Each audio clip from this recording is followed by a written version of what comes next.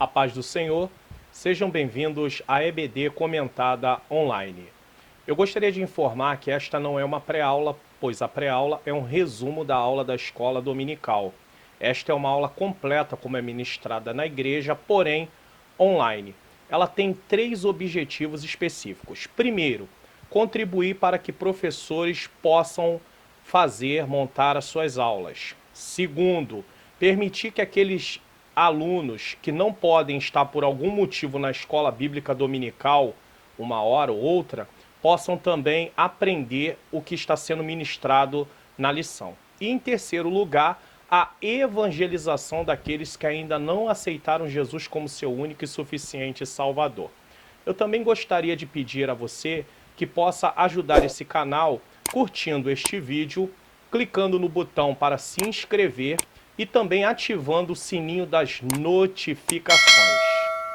Hoje estarei comentando sobre a lição de número 10, que tem como título A Intercessão pelos Efésios. Se você tem sua revista, abra. Se você não tem, você pode acompanhar pelo vídeo. Pode aproveitar também para pegar sua Bíblia, papel e caneta para fazer as devidas anotações. Já que esta lição vai falar sobre oração, nada mais propício do que começarmos esta lição com uma oração.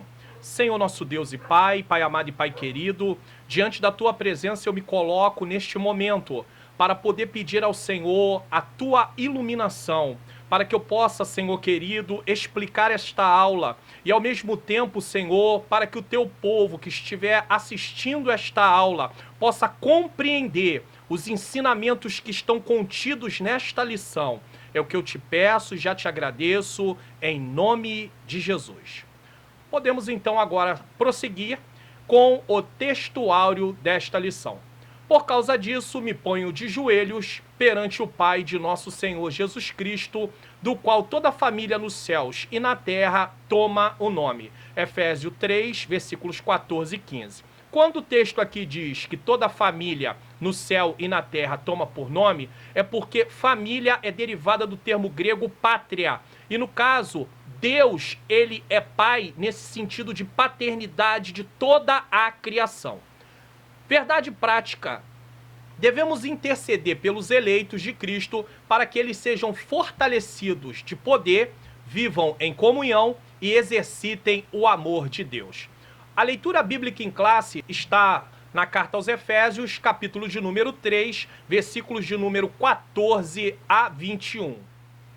Nós temos agora aqui o objetivo geral e os objetivos específicos. Como objetivo geral, aprender a eficácia da oração no fortalecimento, restauração e crescimento espiritual da Igreja de Cristo.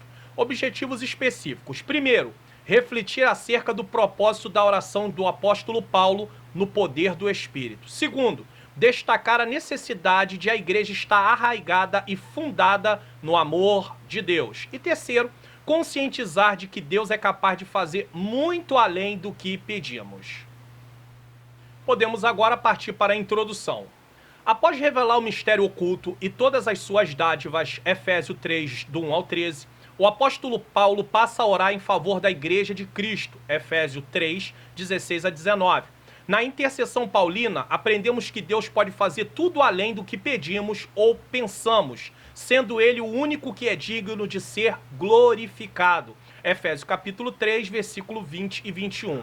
Refletir sobre a oração intercessora do apóstolo é o tema desta lição. Eu posso aqui acrescentar algo sobre esta situação aqui introdutória. Apesar de Paulo dar ênfase nesse texto sobre a intercessão, que é um aspecto ou ponto ou até um elemento da oração, podemos aqui mencionar que nossa oração diária, que faz parte de nosso período devocional, oração, leitura e meditação da palavra e às vezes até cantar algum louvor, deve conter os seguintes elementos. Então, toda a oração que nós fazemos a nível devocional, quando nós estamos passando o nosso momento com Deus, quando estamos fazendo o nosso culto individual a Deus, porque todo cristão, ele deve fazer seu culto individual em algum momento do dia diante da presença do Senhor. Então vai ter oração, e a oração ela tem alguns elementos, alguns aspectos nesse caso, e eu quero falar desses aspectos ou desses elementos. Primeiro, a oração precisa conter louvor e adoração. Aqui dedicamos para adorar a Deus por quem Ele é e através de seus atributos, né? E para louvá-lo pelo que Ele faz de forma geral. Deus sustenta, Deus tem aí guardado, livrado, entendeu? Então nós louvamos a Deus por isso. Louvar a Deus significa, antes de mais nada, servi-lo em espírito e em verdade. Então não é só algo da boca, é algo também que nós fazemos de acordo com nossas atitudes. Precisamos entender que o louvor e a adoração estão relacionados com a nossa conduta. Então, nada adiantará louvarmos e adorarmos ao Senhor com palavras, seja em casa ou no templo, e nossas atitudes serem condenadas por sua palavra. Ele procura verdadeiros adoradores. O segundo elemento da oração é confissão, arrependimento e contrição. O que é isso? Aqui temos profunda tristeza, pois reconhecemos nossos pecados e nos arrependemos. O que é arrependimento? É metanoia no grego, que é mudança de mentalidade, em consequência do quebrantamento pela palavra de Deus. Então nós ouvimos a palavra de Deus nos confronta, o Espírito Santo nos convence e nós agora estamos arrependidos, estamos agora confessando o nosso pecado. Essa tristeza é infundida pelo Espírito Santo em nosso coração, que nos leva a reatar a comunhão com o Senhor. Porque se andarmos no pecado, não temos comunhão com Deus, tá? O Salmo 51, no qual Davi confessa seus pecados, é o texto que aponta confissão, arrependimento e contrição. O terceiro elemento, o aspecto da oração, é ações de graça. Aqui agradecemos a Deus pelas bênçãos recebidas, demonstramos a Ele a nossa gratidão pelos livramentos, pela nossa salvação e por tudo mais. Lá na parte de louvor é uma coisa mais geral, na parte de ações de graça é algo mais pessoal. Eu agradecer a Deus por Ele me guardar, no meu caso, pelo meu casamento, pela minha família, enfim, pelo meu trabalho, sustento. Então eu agradeço, eu rendo graças a Deus por tudo aquilo que Ele tem feito na minha vida. Isso é importante, porque isso acaba, querendo ou não, me fazendo lembrar dos benefícios que o Senhor tem me concedido.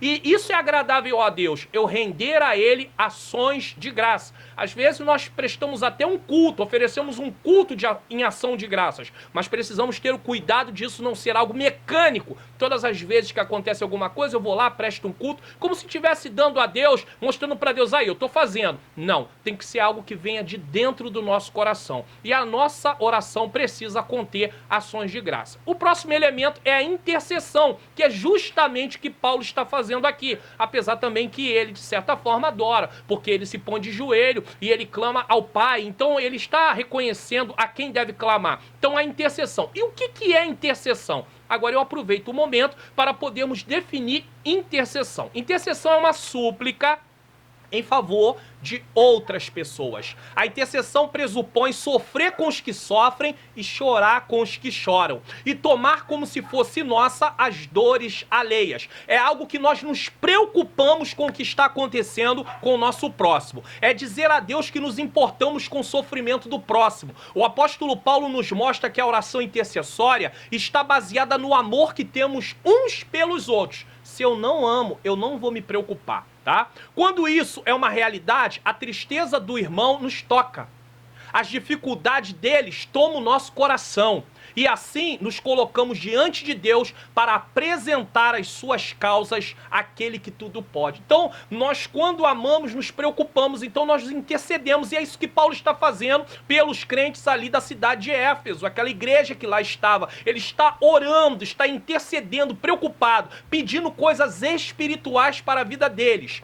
O último elemento da oração é a petição, que tem a ver conosco, né? Nós usamos a petição para fazer nossos pedidos, as nossas necessidades, apresentar todas as nossas necessidades, sejam financeiras, sejam físicas, sejam conjugais, sejam espirituais também, porque é muito importante. Então nós aprendemos aqui que a oração ela tem 5 elementos ou 5 aspectos, que são ele: louvor e adoração, confissão, arrependimento e contrição, ações de graça, intercessão e, por fim, petições. Às vezes a ordem pode mudar, mas geralmente começamos uma oração adorando a Deus e louvando Ele. Depois de definirmos os aspectos da oração aí nessa introdução, agora nós podemos passar para o tópico 1, corroborados, ou seja, confirmados com o poder do Espírito Santo.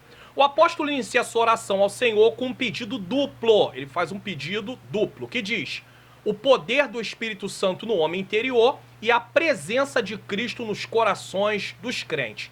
Efésios capítulo 3, versículo 16 e 17. E é sobre isso que nós vamos estar estudando nesse primeiro tópico. Subtópico de número 1. As riquezas da sua glória. Paulo apresenta sua oração confiando nas riquezas de sua glória. Glória de quem? A glória de Deus. Efésios capítulo 3, versículo 16 diz assim: para que, segundo a riqueza da sua glória, vos conceda que sejais fortalecidos com poder, mediante o seu Espírito no homem interior. O apóstolo já havia declarado que Deus é o Pai da glória, Efésios 1,17, cheio de abundantes riquezas da sua graça, Efésios 2,7 e Efésios 3,8. O que significa que ele é possuidor de todas as glórias e dispenseiro, é aquele que dispensa de ricas bênçãos e de ricas e ilimitadas bênçãos. Em razão disso, Paulo pede para que, primeiro, a igreja seja fortalecida com poder. Segundo, que seja habitada por Cristo. E terceiro, que compreenda o amor divino e tenha pleno desenvolvimento espiritual. Efésios 3, 16 a 19 diz assim: para que, segundo a riqueza da sua glória, vos conceda que sejais fortalecidos com poder, mediante o seu Espírito no homem interior. Versículo 17. E assim habite Cristo no vosso coração pela fé, estando vós arraigados e alicerçados em amor.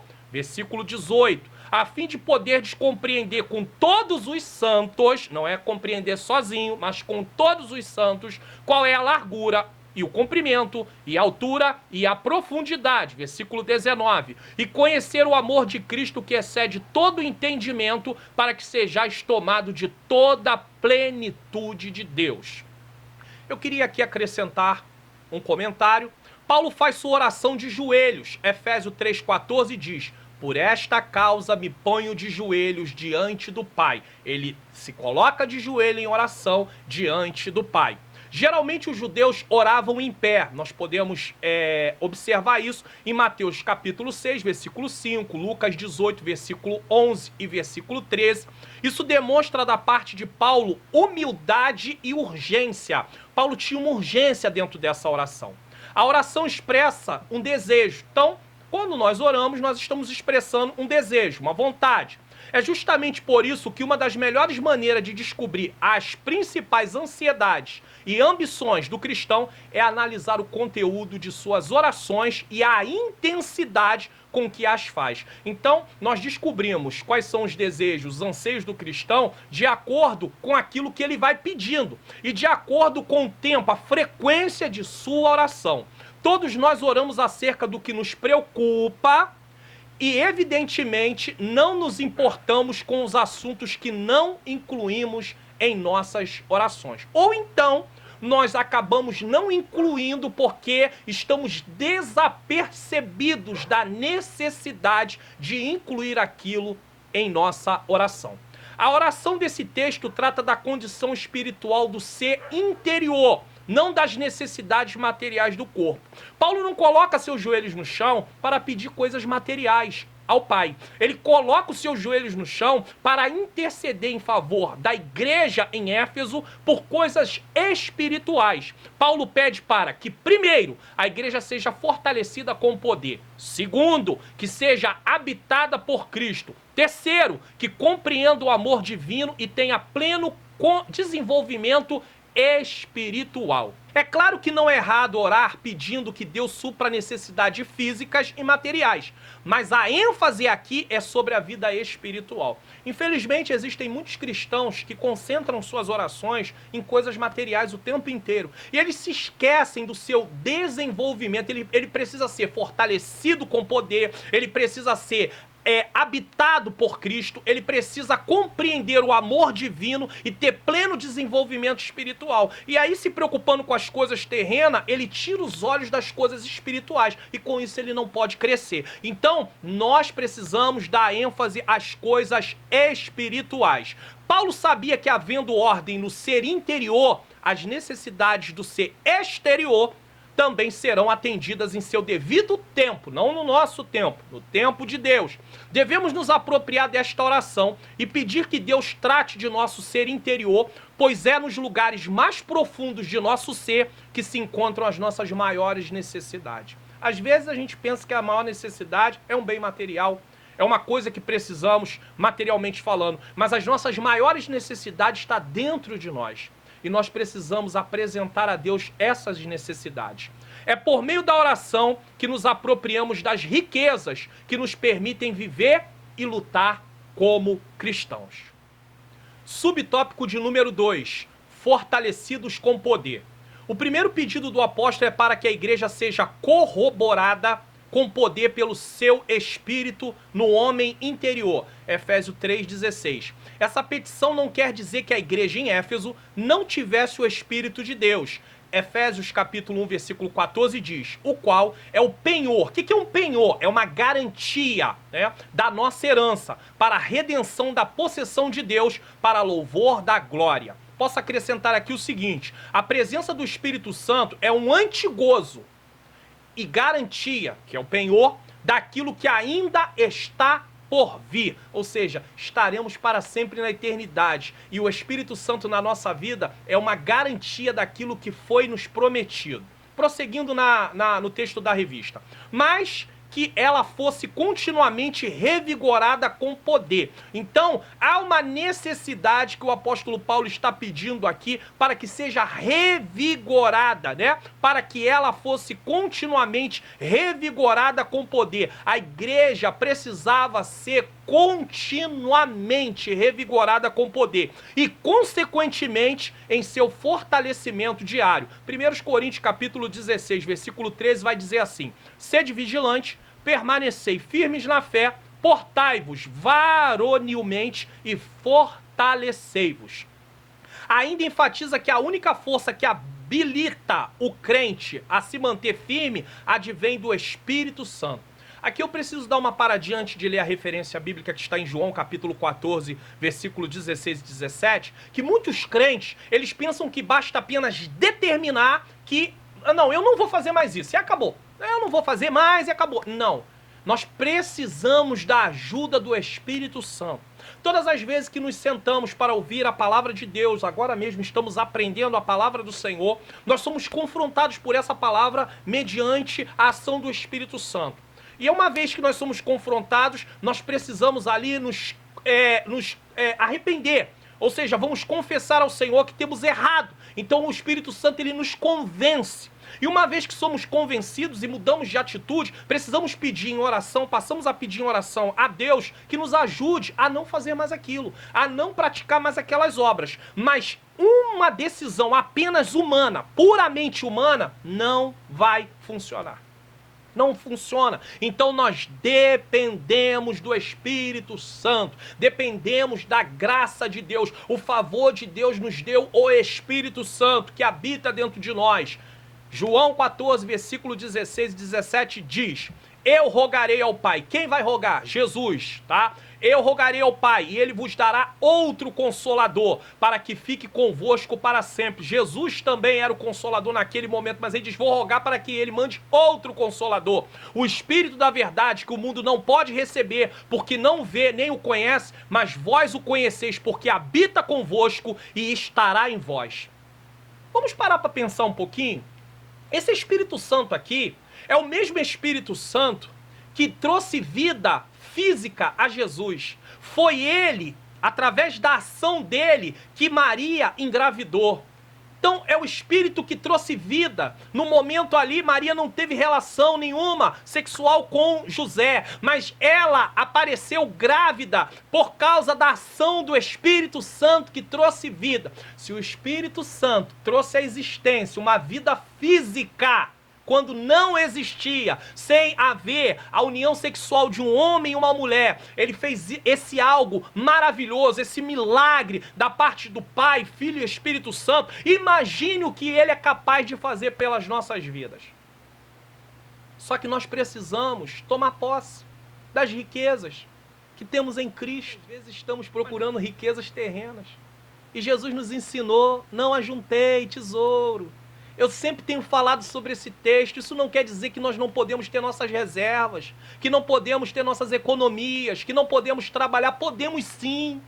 Mas temos que priorizar as coisas espirituais. O Espírito Santo veio para nos consolar, para nos fortalecer, para nos ensinar, para iluminar a nossa mente, para compreendermos as verdades de Deus. E é isso que está descrito aqui em João capítulo 14, versículo 16 e 17. Tá? Prosseguindo aqui, que atua no homem interior e capacita o crente. O Espírito Santo faz isso. Primeiro, a perseverar. Segundo, a manter-se afastado do pecado. E terceiro, a compreender as coisas espirituais. Sem o Espírito Santo, nós não perseveramos. Sem o Espírito Santo, nós não vamos nos manter afastados do pecado. Sem o Espírito Santo, nós não vamos compreender as coisas espirituais. É por isso que nós precisamos de comunhão diária com Deus, através do Espírito Santo. 1 Coríntios, capítulo 2, versículo 12 a 16, diz o seguinte, versículo 12, ora, nós não temos recebido o Espírito do mundo, e sim o Espírito que vem de Deus, para que conheçamos o que por Deus nos foi dado gratuitamente. Como é que eu vou conhecer as coisas de Deus, se não for por meio do próprio Deus, através do seu Espírito? Quem conhece as coisas de Deus, a não ser o próprio Espírito de Deus? Então, através do Espírito Santo, eu passo a conhecer as coisas que nos foi dada gratuitamente. Versículo 13, disto também falamos, não em palavras ensinadas pela sabedoria humana, que eram as palavras dos filósofos da época, mas ensinadas pelo Espírito, conferindo coisas espirituais com espirituais. Como é que vamos entender coisas espirituais se não tivermos a iluminação do Espírito Santo? É por isso que o não crente não pode entender as coisas espirituais. Por quê? Porque ele não tem o Espírito Santo, e só através da ação do Espírito Santo podemos ter compreensão das coisas de Deus. Versículo de número 14, ora, o homem natural não aceita as coisas do Espírito de Deus. É loucura para ele, porque eles são loucura, e não pode entendê-las, porque elas se discernem espiritualmente. E eis aqui uma questão, o homem natural está morto espiritualmente. O homem sem Cristo está morto espiritualmente. Ele não tem como ter comunhão com Deus porque ele está morto. Só através de aceitar Jesus como seu único e suficiente Salvador, ele recebe perdão dos seus pecados, a culpa dele é paga e através disso ele recebe vida. Ele tem um novo nascimento. Esse novo nascimento é um novo nascimento espiritual. E ele passa a ter uma nova natureza, uma natureza em Cristo, para ter comunhão com o Pai, Filho e Espírito Santo. E aí ele vai poder entender as coisas espirituais. Mas quem está sem Cristo está morto, não entende as coisas espirituais. Versículo 15. Porém, o homem espiritual julga todas as coisas, mas ele mesmo não é julgado por ninguém. Ou seja, ele discerne. Não tem a ver com o julgamento dele, não está em condição de ser julgado. Não é disso que o texto está falando. Se lê em outra tradução, vai entender melhor esse texto. Mas está dizendo que ele consegue discernimento que outros que não estão em Cristo não vão conseguir. Versículo de número 16, pois quem conheceu a mente do Senhor, que o possa instruir? É uma pergunta. Nós, porém, temos a mente de quem? De Cristo. Por meio do quê? Do Espírito Santo. Podemos acrescentar aqui o seguinte, em Efésios 1, 15 a 23, Paulo já havia orado por esclarecimento. Ele ora pedindo a Deus que esclareça os crentes na cidade de Éfeso. Efésios 1, 17 diz assim, para que o Deus de nosso Senhor Jesus Cristo, o Pai da Glória, vos dê em seu conhecimento o espírito de sabedoria e de revelação. Ou seja, que vocês sejam esclarecidos das coisas de Deus. Agora em Efésios 3, do 14 ao 19, que é o texto base, né? Efésios 3, 14 a 21. Mas do 14 ao 19 é o texto da leitura, está contido na leitura bíblica em classe. Ele complementa pedindo o quê? Capacitação. Isso quer dizer que primeiro ele deseja que os efésios aprendam tudo e que eles aprendam tudo que eles têm direito em Cristo. E aqui preciso dizer mais uma vez, o ensino é fundamental. Se nós não ensinarmos a palavra, as pessoas não vão aprender aquilo que eles têm direito em Cristo, tá? Depois que eles venham a viver segundo o que aprenderam. Então, primeiro que eles tenham conhecimento, e para isso precisa ter ensino da palavra, e depois que eles venham viver o que eles aprenderam. É prática. Então nós aprendemos e depois nós vamos praticar aquilo que nós aprendemos. Você consegue entender um dos principais motivos por que muitos crentes não vivem de acordo com a palavra? Um dos principais, ele não é o único motivo, ele é um dos principais motivos. É porque não foram ensinados com a palavra. Existem muitas coisas sendo pregadas por aí, mas muitas delas não é a palavra de Deus. Porque para ser a palavra de Deus precisa ler o texto, explicar o que o texto tem a dizer, o que está sendo dito no texto e depois aplicar, ou seja, tirar as lições de acordo com o significado do texto.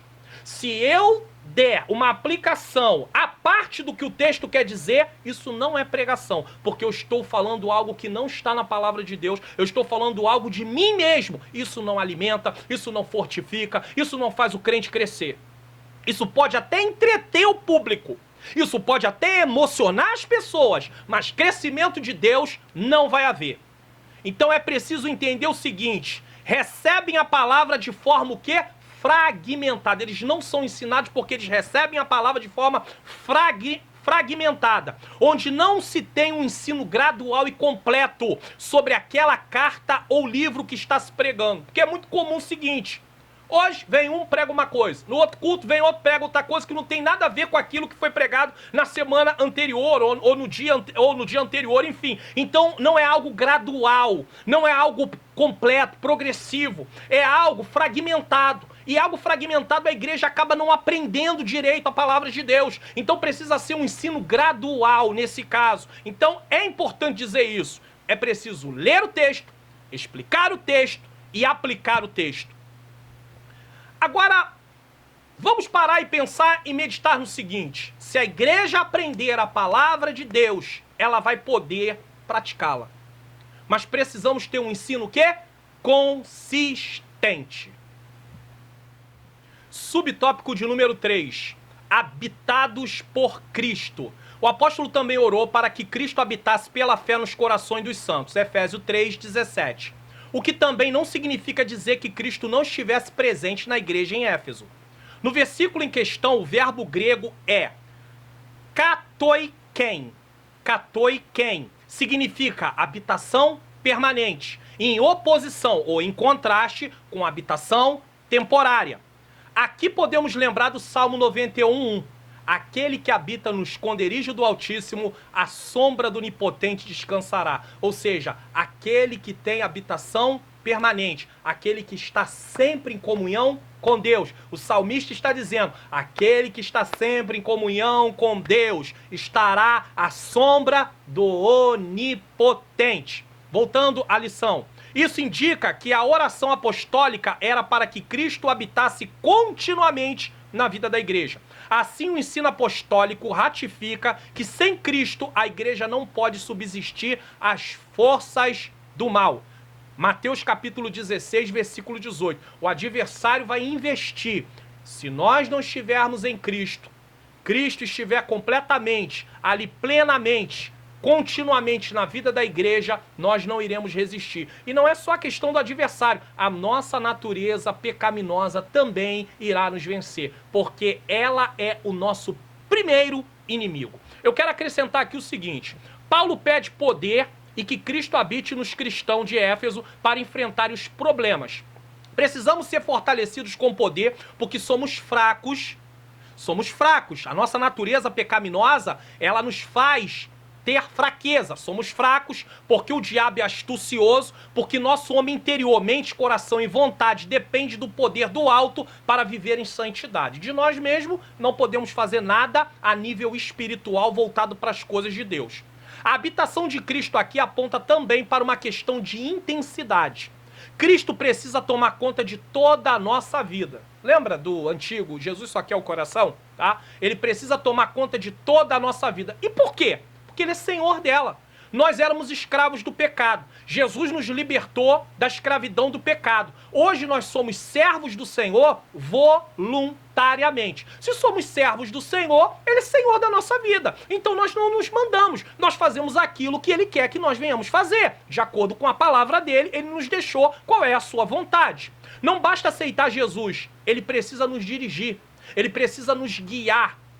Existem 3 etapas em relação ao pecado em nossa vida. Primeira etapa, ao aceitarmos Jesus, Ele nos libertou da culpa do pecado. Isso chama-se justificação e tem a ver com o passado. Nós éramos culpados. Quando eu digo passado, é desde que viemos a essa vida. Viemos culpados. Estávamos culpados. É claro que podemos abrir um parêntese aqui, quando a criança ainda está na idade da inocência, ela ainda, mesmo sendo culpado, Deus usa da sua graça, e se partir um bebê, ele não vai ser condenado por causa da culpa, porque Deus usa da sua graça, porque ele ainda não tem idade para confessar os seus pecados. Ele não tem entendimento, ele não tem o pecado experimental, apesar de ter a culpa do pecado. Mas nós já nascemos com a natureza pecaminosa. Então nós somos o quê?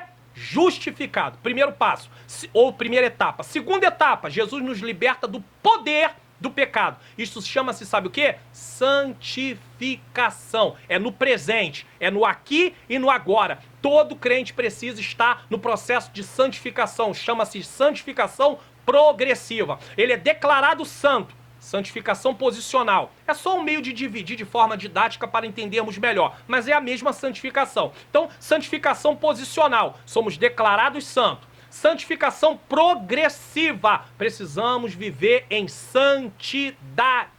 Afastados do pecado, separados para Deus, consagrados para Deus e a serviço da sua obra. Em terceiro lugar, temos a terceira etapa, que é Jesus nos libertará da presença do pecado, que chama-se o quê? Glorificação, que é no futuro. Por enquanto, ainda temos na nossa natureza o pecado. Mas no futuro, na ressurreição, estaremos sendo ressuscitados num corpo glorificado. Não haverá mais a presença do pecado. É por isso que não vai haver mais morte, nem choro. Apocalipse vai falar sobre isso. Por quê? Porque não tem mais o pecado. Não há mais a presença do pecado. O pecado trouxe uma desordem para a humanidade. Todas as vezes que Jesus se apresentava para curar, para libertar pessoas, para transformar, para fazer milagres, ele estava mostrando o poder dele como Filho de Deus, que podia colocar em ordem aquilo que o pecado trouxe de desordem. É importante entendermos isso. O pecado trouxe desordem para a criação de Deus, mas nós receberemos um corpo glorificado. E uma vez que eu vou receber um corpo glorificado, não vai viver mais a presença do pecado. Então, primeiro, eu sou livre da culpa do pecado, justificação. Segundo, eu sou livre do poder, estou sendo livre do poder do pecado, santificação. E por último, serei livre da presença do pecado. Chama-se o quê? Glorificação. Em que etapa nós cristãos estamos hoje? Na segunda etapa, santificação. A natureza pecaminosa ainda habita em nós. Existe uma guerra da antiga natureza contra a nova natureza. A nova natureza, o nascimento espiritual, que eu já falei sobre isso. E por isso precisamos do poder do Espírito Santo e da habitação permanente. Cristo controlar toda a nossa vida para vencermos essa guerra. É aqui que muitas pessoas são derrotadas, porque elas acham que uma vez que aceitaram Jesus, elas não precisam de santificação.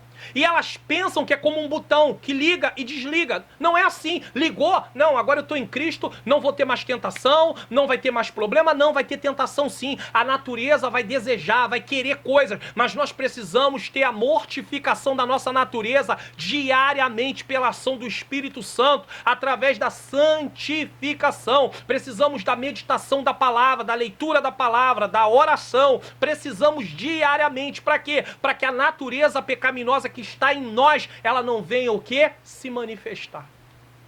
Eu preciso inclusive dizer, cada ser humano tem fraquezas inerentes dessa natureza, que tem a ver com a sua natureza. E não adianta pensar que porque aceitou Jesus, agora eu posso ficar diante daquela situação que era uma fraqueza para mim quando eu não tinha Jesus, que eu vou aguentar, eu vou resistir e eu não vou fazer nada. Não, você precisa sair do foco.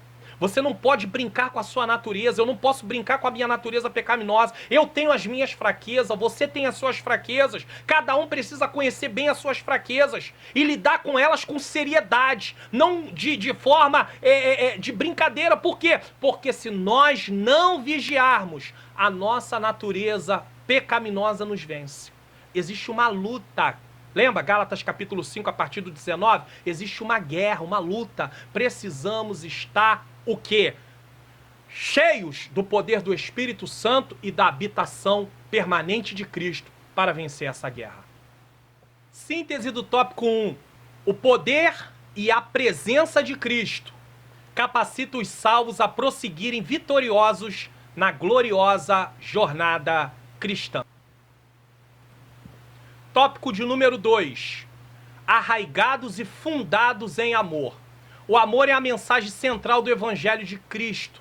Um dos propósitos da oração de Paulo foi para que a igreja entendesse e exercitasse o amor de Deus. É sobre isso que nós estaremos estudando nesse tópico. Subtópico de número 1. O amor, a virtude cristã. Nas Escrituras, o amor é atributo de Deus, divino.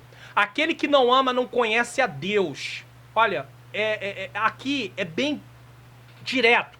Aquele que não ama não conhece a Deus. Porque Deus é o quê? Deus é amor. 1 João capítulo 4, versículo 8.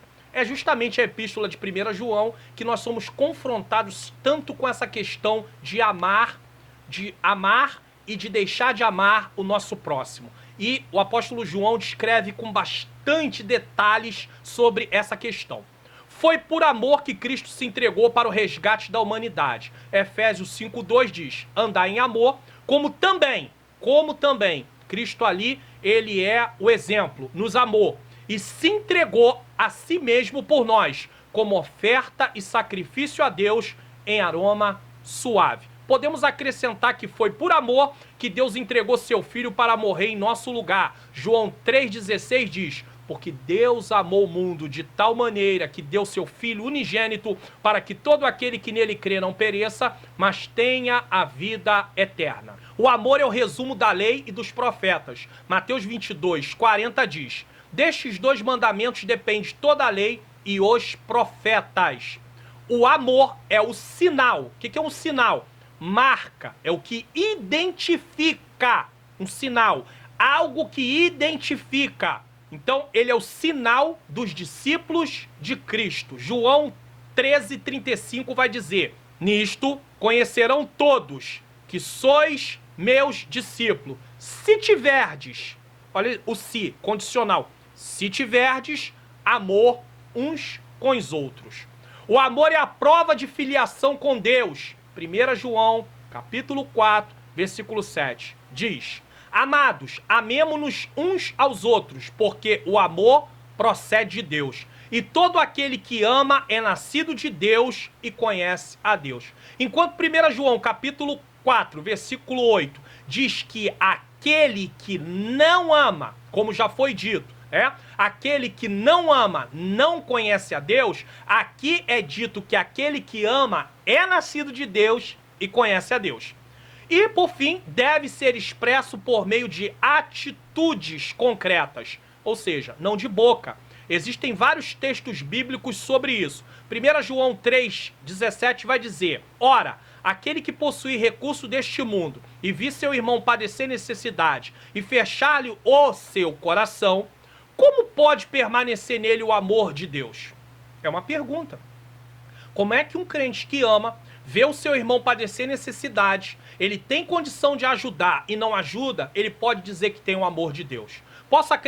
Podemos acrescentar aqui Deuteronômio capítulo 15, versículo 7. Quando entre ti houver algum pobre de teus irmãos em alguma das tuas portas, na tua terra que o Senhor teu Deus te dá, não endurecerás o teu coração, nem fecharás a tua mão a teu irmão que for pobre. Preciso dizer 2 coisas aqui. Primeiro, estamos no Antigo Testamento.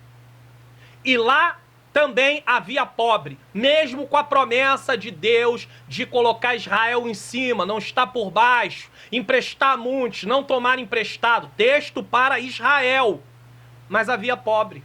E aqui há uma responsabilidade deles cuidarem dos pobres. Deus havia dado ordem para eles cuidarem dos irmãos pobres, dos irmãos que não tinham recurso, porque isso demonstra o quê? Amor.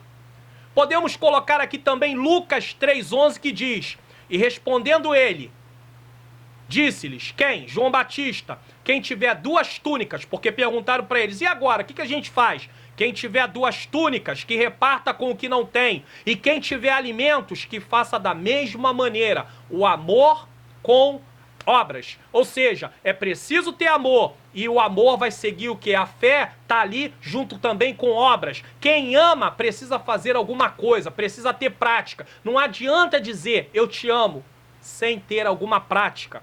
O amor é a maior de todas as virtudes e o princípio que norteia o fruto do Espírito. 1 Coríntios 13 vai dizer: agora, pois, permanece a fé, a esperança e o amor. Estes 3, porém, o maior destes é o amor.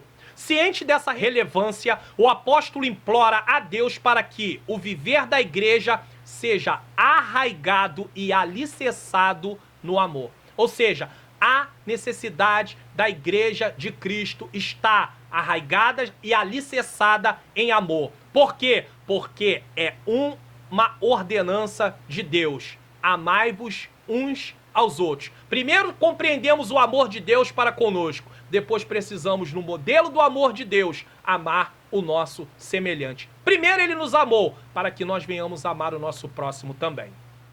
Subtópico de número 2. Arraigados e fundados em amor. Após rogar ao Pai pelo poder do Espírito e habitação de Cristo, o apóstolo clama para que a igreja possa também compreender e praticar o amor. Efésios 3, 16 e 17. No subtópico anterior, nós fomos descrever a questão do amor. Aqui ele vai ir um pouquinho além disso. A expressão arraigados e fundados em amor, Efésios 3,17, compara os santos como uma planta bem enraizada ou uma casa ou um edifício bem alicerçada. Indica que sem o amor a vida cristã não tem sustentação alguma. 1 Coríntios 13, versículo 1 a 3 vai dizer assim: ainda, veja que nessa porção bíblica existem algumas expressões que se repetem bem para dar ênfase ao que Paulo está dizendo. Então vamos lá. Ainda é uma expressão que se repete várias vezes com o propósito de enfatizar uma verdade. Ainda que eu fale a língua dos homens e dos anjos, se não tiver, esse se não tiver também vai ser bastante repetido aqui. Se não tiver amor, serei como bronze que soa e como símbolo que retine. 2. Ainda que eu tenha o dom de profetizar e conheça todos os mistérios, toda a ciência, ainda que eu tenha tamanha fé ao ponto de transportar os montes, se não tiver amor, nada serei. Versículo 3. E ainda que eu distribua todos os meus bens entre os pobres, e ainda que entregue o meu próprio corpo para ser queimado, se não tiver amor, nada disso me aproveitará. Ele fecha aqui dizendo, nada disso me aproveitará. Tudo que eu falei, do versículo 1 até o término aqui do versículo 3, se não tiver amor, nada aproveitará.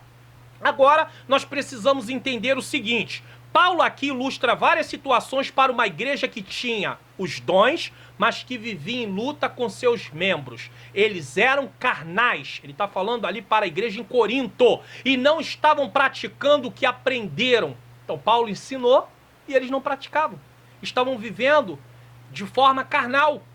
Então Paulo está ensinando para eles como eles devem se comportar. Isso era um sinal evidente de falta de amor, que implicava em desconhecimento de Deus, porque se não tem amor, não temos conhecimento de Deus. Todas as vezes que no meio da igreja aparecem práticas contrárias ao que a Bíblia diz, deve ser feita a mesma coisa que Paulo fez. E o que foi que Paulo fez?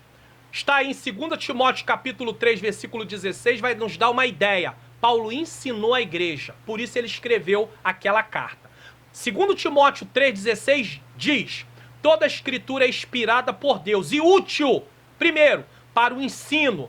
O ensino mostra-nos o caminho de Deus. Salmo 119, 105. Lâmpada para os meus pés é a tua palavra e luz para o meu caminho. Segundo, para a repreensão. Chama a nossa atenção quando deixamos de atentar para o que ela nos ensinou. Era o que os coríntios estavam fazendo.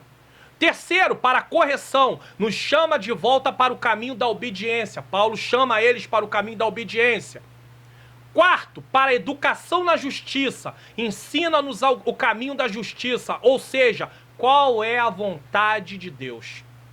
Posso afirmar também que o amor é a base do crescimento e do fortalecimento de nossas raízes em Cristo.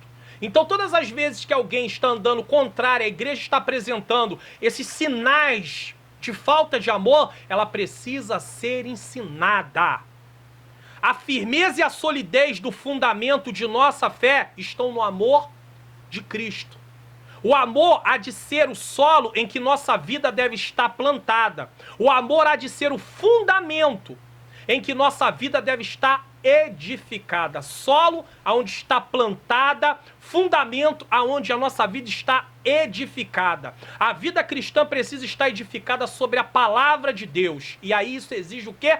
Prática. Caso contrário, haverá ruína. Mateus 7, 24 a 27 vai falar sobre isso. Eu expliquei sobre esse texto na lição de número 8. O amor é a marca que demonstra que somos verdadeiros discípulos de Jesus. Se há verdadeiros, há aqueles também que não são verdadeiros porque não estão praticando aquilo que é necessário para ser um discípulo. E a necessidade é: ame um ao outro. Voltando ao texto da lição, por causa disso o apóstolo insiste pela total compreensão de que qual seja a largura, o comprimento e a altura e a profundidade do amor divino. Efésios 3,18. Por mais que eu queira aqui dar um significado à parte para comprimento, altura, profundidade, largura, precisamos entender o seguinte: o uso dessas expressões aponta para a vastidão do amor de Cristo. O amor de Cristo é vasto, que excede todo entendimento. Excede, vai além. Efésios 3,19. E indica que a lógica humana não pode mensurar, ou seja, medir, compreender. O amor de Deus, não podemos medir nem compreender o amor de Deus. E que só será experimentado por aqueles que estão arraigados e fundados em amor. Mas nunca compreendido ao ponto de dizermos um dia que já conhecemos tudo sobre o amor de Cristo, porque vai muito além da nossa compreensão. Subtópico de número 3, a intensidade do amor de Cristo. Agora vamos falar um pouquinho dessa intensidade, né?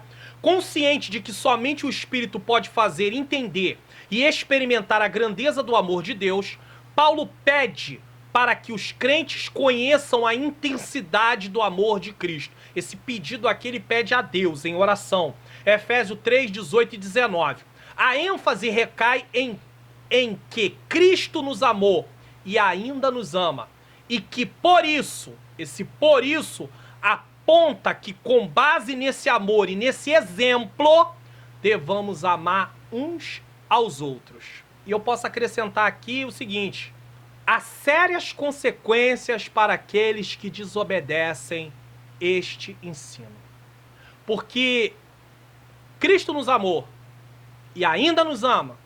E por isso nós precisamos amar os nossos irmãos, amar uns aos outros. Primeira Epístola de João, capítulo 4, versículo 10 e 11 diz, versículo 10, nisto consiste o amor, não em que nós tenhamos amado a Deus, mas em que Ele nos amou e enviou seu Filho como propiciação pelos nossos pecados. Versículo 11, versículo de número 11. Amados, se Deus de tal maneira nos amou, devemos nós também amar uns aos outros. 1 João 4, 12 diz, ninguém jamais viu a Deus. Se amarmos uns aos outros, Deus permanece em nós. E o seu amor é em nós aperfeiçoado. Se amarmos uns aos outros, Deus permanece em nós. Se não amamos, Deus não permanece em nós. Não estamos em comunhão com Deus de acordo com aquilo que Ele estabeleceu. 1 João 4, 21, isso tudo está a parte da lição, da revista. Vai dizer, e dele temos este mandamento. Olha o mandamento, é um mandamento, não é uma opção. Que quem ama a Deus, ame também seu irmão. 1 João, capítulo 2, versículo 9 e 11. Lembra que eu falei que na primeira epístola de João somos muito confrontados com a questão de amar? Diz o seguinte, versículo 9. Aquele que diz que está na luz e aborrece o seu irmão, odeia o seu irmão, até agora está em trevas. Versículo 11. Mas aquele que aborrece o seu irmão está em trevas. Anda em trevas e não sabe para onde deva ir, porque as trevas lhe cegaram os olhos. 1 João 3,15 diz, todo aquele que odeia o seu irmão é assassino, homicida.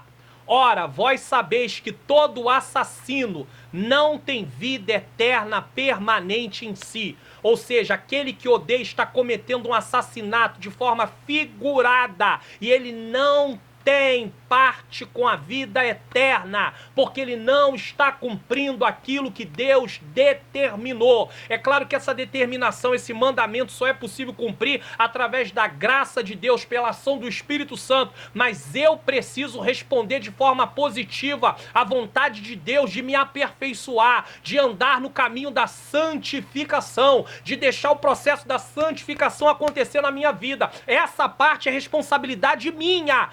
A santificação, a operação da santificação na minha vida é parte de Deus, mas querer essa santificação responder de forma positiva é minha. Então eu preciso adentrar a vontade de Deus, preciso amar para que eu não caia na condenação de estar odiando meu irmão, achando que estou na luz, estou vivendo nas trevas. O apóstolo Paulo sabe que o esforço humano não pode atingir essa meta.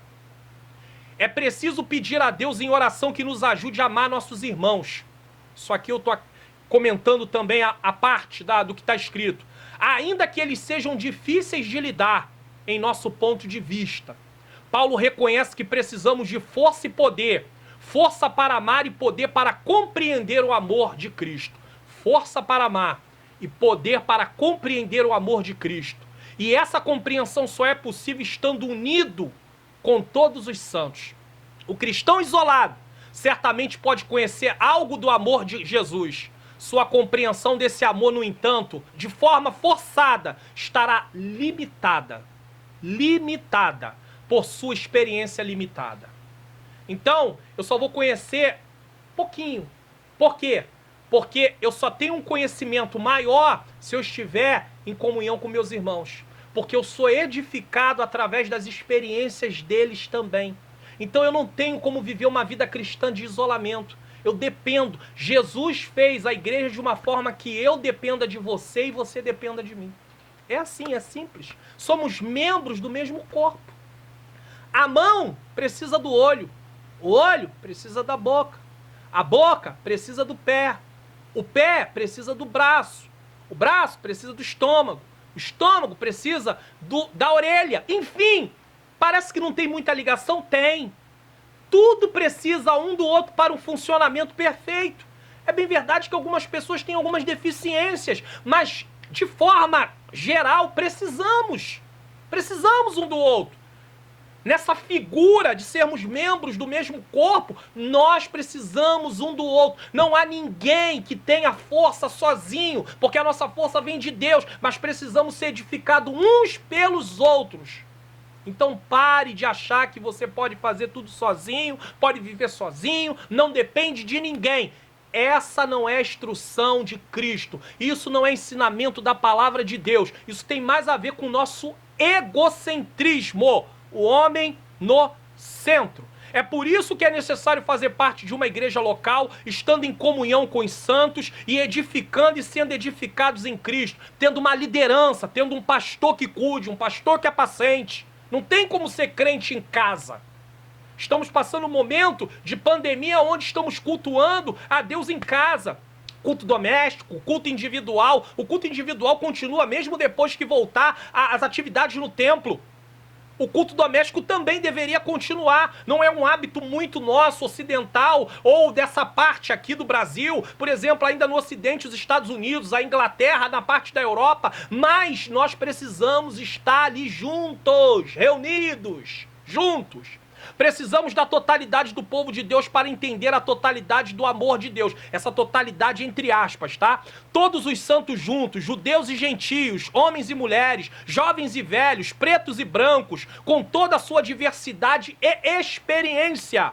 O apóstolo Paulo, ele na segunda carta aos Coríntios, ele vai falar sobre a questão no capítulo de número 1, ali versículo 3 e 4, mais ou menos, que vai dizer: com a consolação que sois consolados, consolai os outros. Então, eu passo por uma prova, o Espírito Santo me consola, eu uso essa experiência para ajudar outro. E assim vamos nos consolando até a volta de Jesus. Voltando ao texto da lição, assim ele acrescenta esse pedido à oração, para que os crentes sejam cheios de toda a plenitude de Deus. Efésios 3,19. Plenitude é a completa manifestação do Espírito Santo na vida do crente através do fruto, serviço e dons espirituais, evidenciando ser o crente de fato templo do Espírito Santo. E para quem o crente tem que mostrar isso? Para os outros? Não, para ele mesmo. Ele precisa se autoanalisar, ver se está havendo ali fruto, se ele está em serviço para Deus, se ele tem dons para fazer os serviços de Deus. Ele precisa se preocupar com a manutenção da vida espiritual, que nada mais é do que o processo de santificação. Síntese do tópico 2. Nesse ponto, Paulo enfatiza a necessidade da total compreensão do amor de Deus e o crescimento espiritual dos crentes até alcançar a perfeição. E perfeição essa em Cristo. Tópico de número 3. A bênção de Deus excede o pensamento humano. Em sua audaciosa intercessão em favor da igreja, o apóstolo ensina que Deus é capaz de fazer muito além do que pedimos e que o eterno deve ser glorificado para sempre. É sobre isso que estaremos estudando nesse tópico. Subtópico de número 1. A dimensão das bênçãos divinas. Ao concluir a ousada oração, Paulo lembra que a magnitude fala de grandeza, do poder de Deus é capaz de fazer muito mais abundante além daquilo que pedimos ou pensamos. Efésios 3:20. Isso indica que o que Deus pode fazer ultrapassa em muito nossos melhores anseios e desejos. Quero abrir aqui um parêntese e fazer um comentário. Mas eu preciso dizer que isso não significa que Deus pode ser controlado por meio de nossas orações, como tem sido ensinado aí sobre a questão de eu decretar, eu determinar, eu profetizar. E tem muito crente aí ficando frustrado porque muita coisa não está acontecendo, até mesmo nessa pandemia, pessoas, parentes têm partido e eles estão achando que Deus não está honrando eles. Mas a palavra de Deus não promete isso não. Então vamos aprender aqui de que forma Deus pode fazer muito além do que pedimos ou do que pensamos. Para que Deus responda a nossas orações, é necessário que nossos desejos, aspirações e vontades sejam canalizados para o centro da vontade de Deus.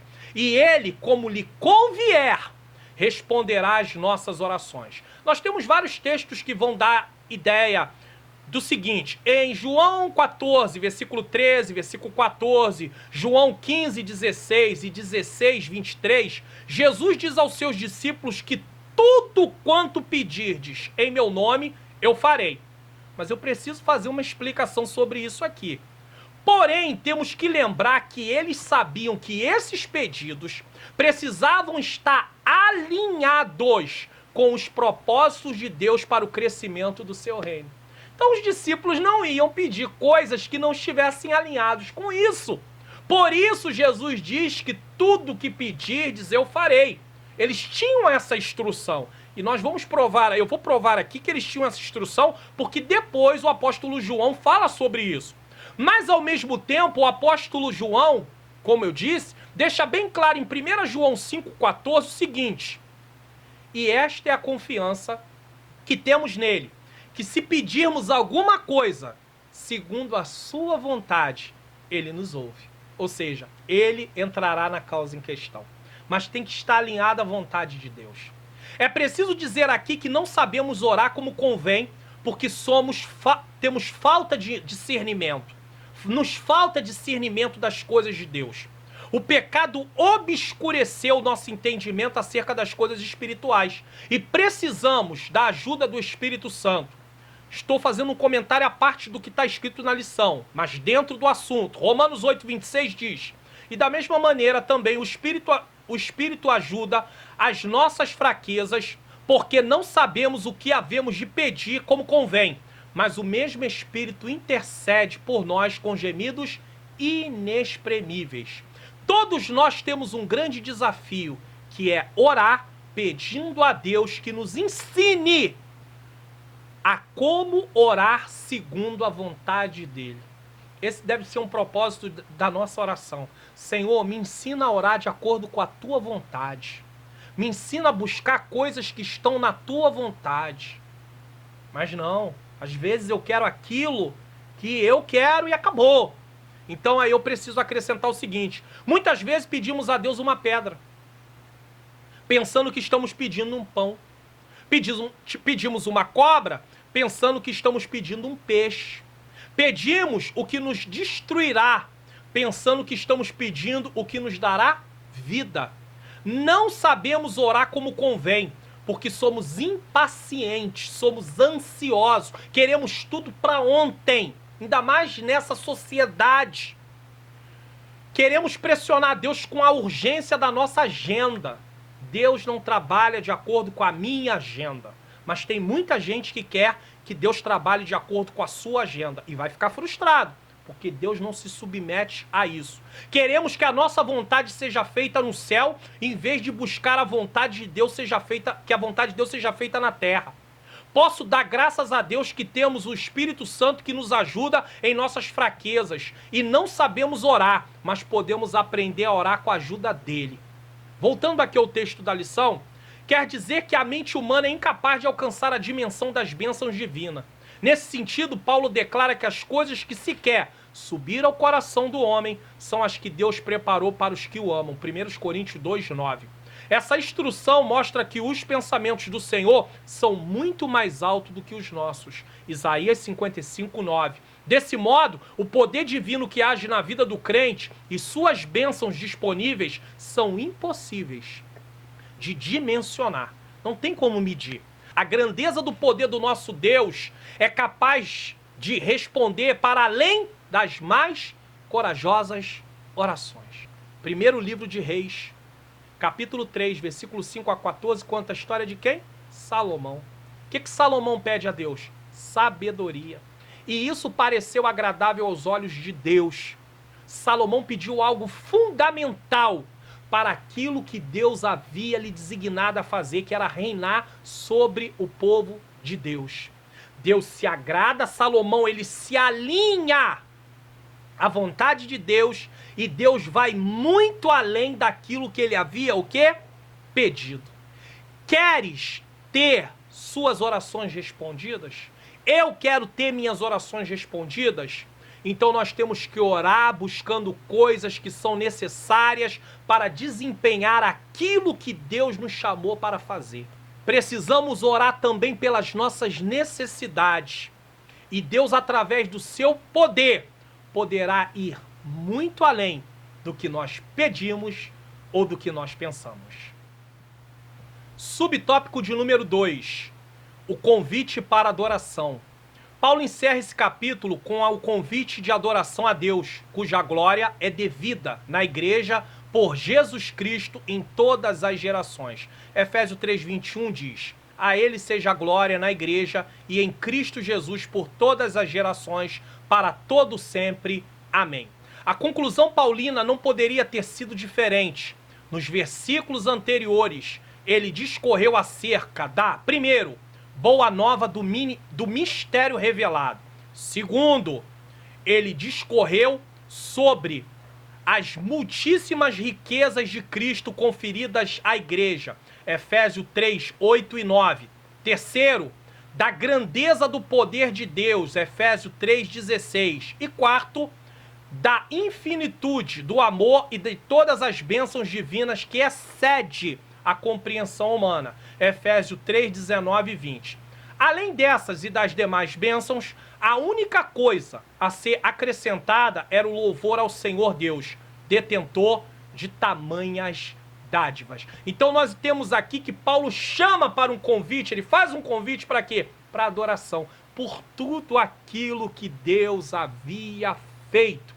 E é assim que nós também devemos nos portar. Subtópico de número 3. A glória devida a Deus. Só a Deus, só ao Senhor é devida toda a glória. Finalmente, Paulo prossegue a ensinar que Deus deve ser glorificado na igreja e em Cristo. Quer dizer que os atos de louvor, os atos de louvar e glorificar a Deus fazem parte dos propósitos da instituição da igreja. Então Deus fez a igreja também para louvar a Ele, para adorar a Ele, para glorificar a Ele. Efésios capítulo 1, versículo 6, versículo 12 e versículo 14. A igreja nunca terá glória em si mesma. A igreja não pode buscar glória. Inclusive Satanás, ele nos induz para podermos buscar glória para nós. E isso nos levará à ruína. Porque vamos adorar nós mesmos. Vamos dar glória a nós mesmos. Pois toda a glória é exclusivamente tributada para Deus por intermédio da obra de Cristo. Cristo realizou a obra e precisamos dar glória a Deus, honrar a Deus por tudo aquilo que foi feito, glorificar a Deus. Salmo 115, versículo 1 diz o seguinte: Não a nós, Senhor, não a nós, mas ao teu nome dá glória, por amor da tua benignidade e da tua verdade. Em sua oração, o apóstolo anela que essa postura de adoração e exaltação a Cristo pendure por todas as gerações. E enfatiza em seu pedido com a frase, para todo o sempre. Efésios 3, 21. O que significa que deve ser praticada por todos os crentes. Para finalizar esse subtópico, aqui nós temos uma doxologia. O que é uma doxologia? É uma palavra de glória.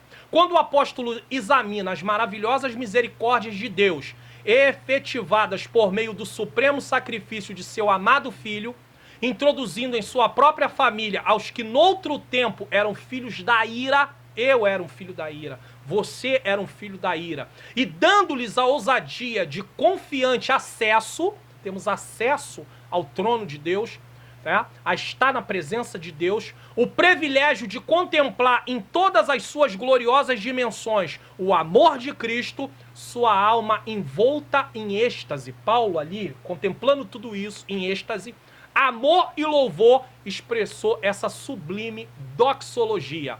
Uma expressão muito apropriada de gratidão e louvor por todas as bênçãos tão generosas derramadas sobre a igreja, como descrito em todo o conteúdo precedente, ou seja, anterior ao capítulo 3 desta carta. Além disso, esta é a forma de Paulo fazer conhecida a sua firme convicção de que, embora em sua oração ele pedisse tanto, Deus é capaz de conceder-lhe muito mais. Nós também temos sido gratos a Deus por tudo que Ele tem realizado em nossa vida. Paulo aqui agradece. Primeiro ele intercede, depois ele contempla tudo aquilo que Deus fez e ele dá uma palavra de glória, uma doxologia, que possamos render graças a Deus por tudo que Ele tem feito. Às vezes reclamamos tanto, às vezes estamos tão pensativos, ansiosos, mas não pensamos em tudo que Ele tem feito para estarmos aqui. Deus tem nos dado vida eterna, tem nos sustentado para irmos em frente. Só isso é o motivo de agradecermos, de glorificá-lo sempre. Às vezes, só porque não recebemos, não alcançamos alguma coisa, que temos um desejo na vida material, estamos contrariados. Não. Precisamos observar tudo que Ele já fez pela nossa vida. Não vamos glorificar a Deus pelo que Ele vem a fazer, mas o que Ele fez já é o suficiente. Ele nos tirou da condenação e nos dá direito à vida eterna. Pensemos nisso, em nome de Jesus. Síntese do tópico 3. As bênçãos espirituais são ilimitadas e estão disponíveis ao cristão, e somente o nome de Deus deve ser eternamente glorificado. Chegamos à conclusão da lição. A ousada intercessão de Paulo anelava o fortalecimento da igreja. O apóstolo tinha ciência de que o perseverar do cristão dependia de 4 princípios basilares, os quais ele pediu a Deus em oração. Então o apóstolo Paulo, ele teve o entendimento que o perseverar do cristão dependia desses 4 princípios. E nós vamos falar aqui de forma rápida sobre eles. Primeiro, o fortalecimento do poder. Segundo, a presença plena de Cristo. Terceiro, o intenso exercício do amor de Deus. E em quarto lugar, o contínuo crescimento espiritual até encontrar a perfeição. Durante esse processo, o povo de Deus deve glorificá-lo em todo o tempo. Aprendemos nessa lição o que devemos pedir a Deus para o nosso fortalecimento espiritual, mas também devemos pedir para o fortalecimento da igreja em geral, e isso inclui nossos irmãos da igreja local. Precisamos, movidos pelo amor, interceder pelas necessidades de nossos irmãos. Precisamos também orar para Deus capacitar aqueles que estão envolvidos com a obra. Pedir a Deus sabedoria, que Deus dê sabedoria, que Deus capacite, que Deus fortaleça aqueles que estão envolvidos de uma forma direta com a obra. Viva uma vida de oração e desfrute da plenitude de Deus. Amém. Eu quero encerrar essa aula com uma oração. Afinal de contas, nós estamos falando sobre a intercessão. Peço perdão àqueles que estão assistindo essa aula, se entrou algum som ambiente. Tenho tentado fazer de tudo para que isso não aconteça, mas às vezes não é possível. Vamos fazer uma oração. Senhor nosso Deus e Pai, Pai amado e Pai querido, eu quero te agradecer por esta, Senhor querido, lição, Pai querido, comentada, ministrada. Senhor querido, eu quero interceder agora para que o Senhor aplique, Senhor, as verdades contidas nesta lição nos nossos corações. Em resumo, fortalecimento de poder, a presença plena de Cristo, o intenso exercício do amor de Deus e o contínuo crescimento espiritual para encontrarmos a perfeição em Cristo. Senhor, que o nosso crescimento espiritual seja abundante na Tua presença. É o que nós te pedimos em nome de Jesus. Amém. E que o Senhor Jesus continue nos abençoando e até a próxima lição.